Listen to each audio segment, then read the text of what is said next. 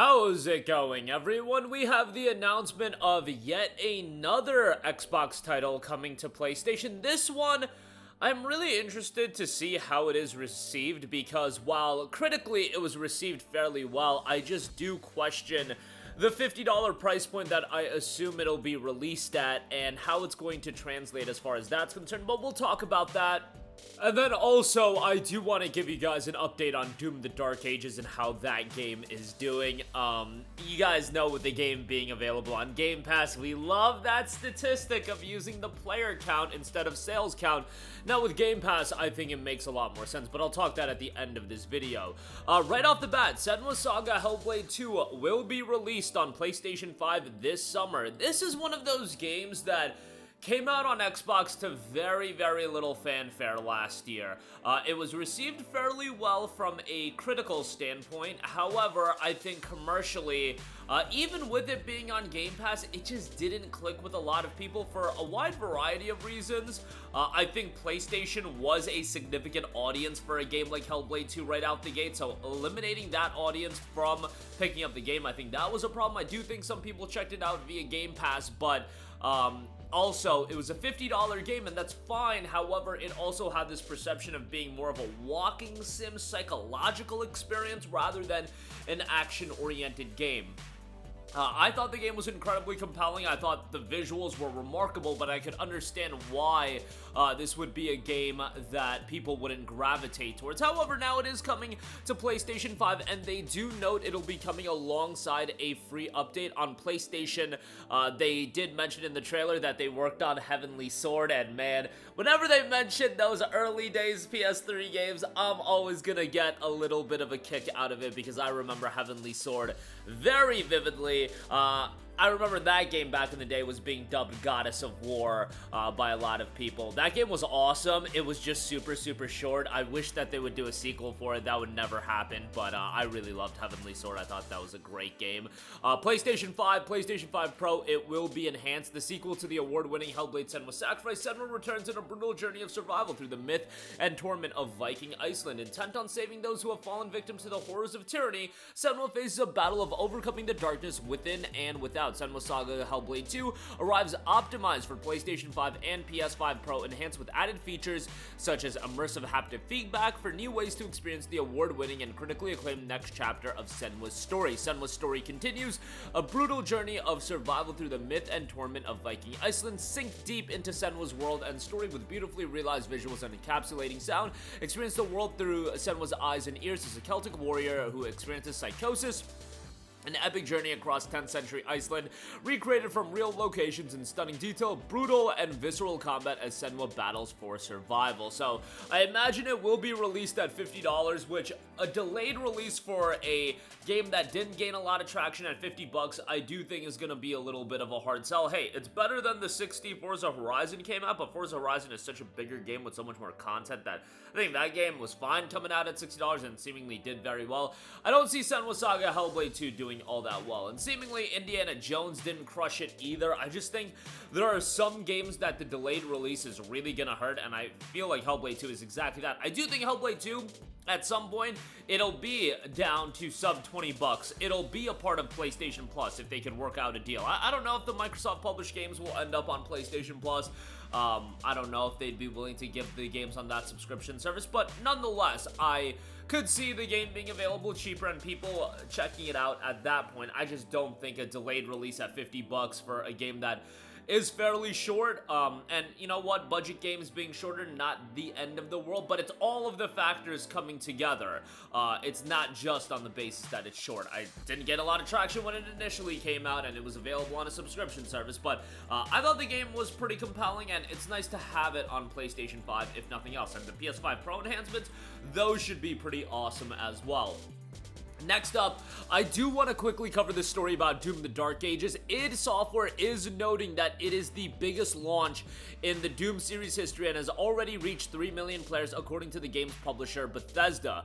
Now, Doom the Dark Ages is noted to have reached the milestone 7 times faster than its predecessor Doom Eternal.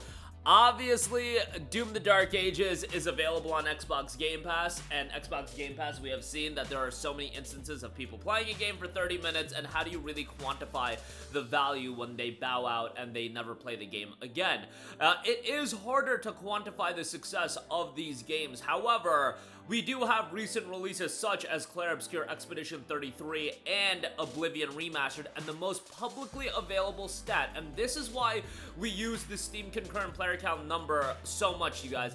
It's publicly available, and it cannot be skewed by the publishers. All the publishers are going to skew the data and the numbers to paint their game to be the best as it possibly can be. Assassin's Creed Shadows, I think it's clear to everybody at this point that that game was a disappointment from a commercial standpoint. Look at Ubisoft stock, look at how they talk about the game. I would say Ubisoft using the X million player count is far more disingenuous than id Software and Bethesda using the X million player count. Xbox Game Pass is a far, far bigger juggernaut of a subscription service than Ubisoft Plus is. Now, with Doom the Dark Ages, I get it. There are so many subscribers to Xbox Game Pass that there's gonna be a lot of people checking out the game, and I do think with $70 games, it does feel like people are more inclined to check out those games in particular via Xbox Game Pass, because look at some of these games that have come out that have just done terribly on Steam as far as concurrent player count numbers that were $70. Doom the Dark Ages, Avowed, and Indiana Jones. Those games have all flopped if you just view the concurrent player count metric. Indiana Jones, I thought that game would have done much better. At least I think a lot of people would have thought it would have done better, but the buzz around that game was just not there. Avowed, less than 20,000 players. Doom the Dark Ages at 30,000 players, I do feel like is the most alarming because Doom is a relatively notable IP. But I do think there is this element of $70 games are pushing people to Game Pass far more than $50 games. Other than that, or Expedition 33 and Oblivion Remastered are just far bigger than the aforementioned games, which is also true. The two things can be true here. And it is interesting that Expedition 33, well over 100,000 concurrent players, and that's of a new IP. Oblivion Remastered, I believe, was well over 200,000 concurrent players. Doom the Dark Ages at 30K, a third of the Doom Eternal number, and it's like, yo, if we want to throw out numbers like, oh, it's reaching this milestone 7 times faster than its predecessor, Doom Eternal, I can throw out the number that Doom Dark Ages has a third of the concurrent player count number on Steam than it does than Doom Eternal. See, this is how data presentation can be so misrepresented, and it can be so skewed to fit any kind of narrative when we're talking about, oh, it reached this milestone 7 times faster. Like, what is that? That doesn't mean anything. Just like me comparing Dark Ages to Doom Eternal without providing proper context also doesn't mean anything, because yes, while I would have expected Dark Ages to be less than Doom Eternal as far as peak concurrent player count on Steam, I didn't expect it to be a third, or less than a third, I believe. It would actually be quite a bit less than a third, but nonetheless, I really enjoyed the game, but it is going to be interesting to talk about how this game does from a sales standpoint, and I would love to know the PlayStation 5 sales numbers of this game, because I think a lot of people do look at a game like Doom the Dark Ages, and they look at that $70 price tag, and that did push them away for a wide variety of reasons, but I also think there's a lot of competition right now, and I think there's a lot of attractive options with the $50 games that are releasing, that a lot of people have interest in Doom the Dark Ages, but they decided to go the other route. And I know now I'm taking the biggest launch in id Software history, and I'm saying, oh, the game was disappointing. Look, we need more transparent information. We need sales numbers, because Assassin's Creed Shadows, and that game, I thought it was even more egregious for them to parrot the player count number, and that already made me think, okay, what's going on here? You can say this player count number, and sure, there are some people playing the game through Ubisoft Connect, but why are you using this disingenuous stat? Clair Obscur Expedition 33 perceived to be a gigantic success. That game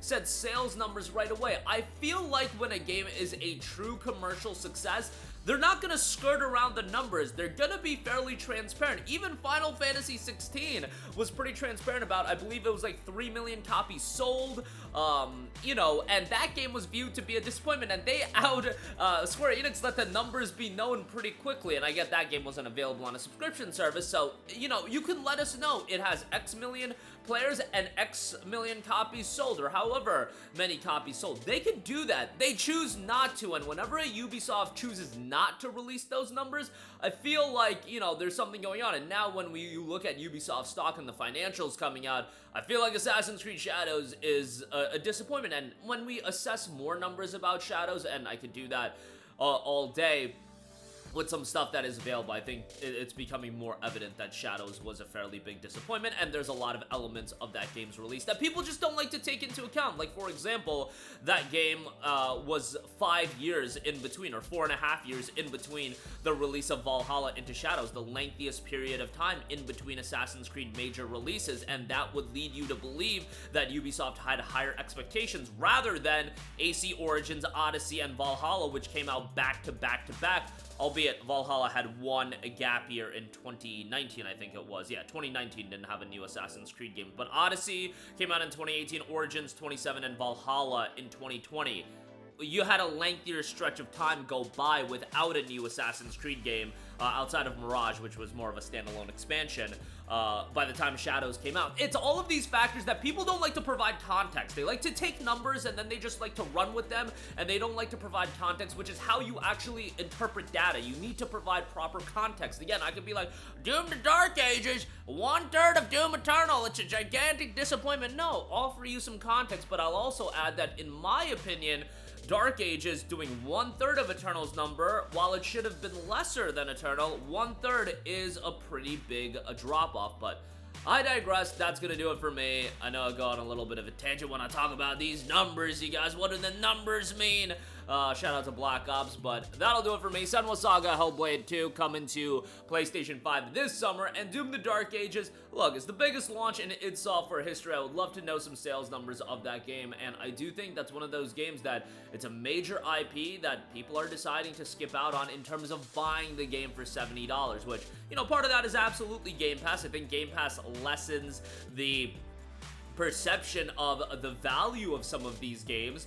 On top of that, I think some people just see some of these $50 options. I think there's a lot of factors in place on why Dark Ages might not be doing as well as it could have, but, you know, it's also a game that's led to push Game Pass, and I think it does that fairly well as well. That'll do it for me. Let me know your thoughts in the comment section down below. Sound off there. Thank you for watching, and goodbye. Hey guys, we hope you enjoyed the video, and if you did, make sure to hit the subscribe button, and if you're already subscribed, do us a favor and hit the bell icon. This way you'll be notified whenever we post a new video. That's the best way to keep up with all of our uploads, and we usually try to upload 2 videos a day. And with the bell icon hit, you'll be notified whenever we do upload a video. As always, thanks for watching.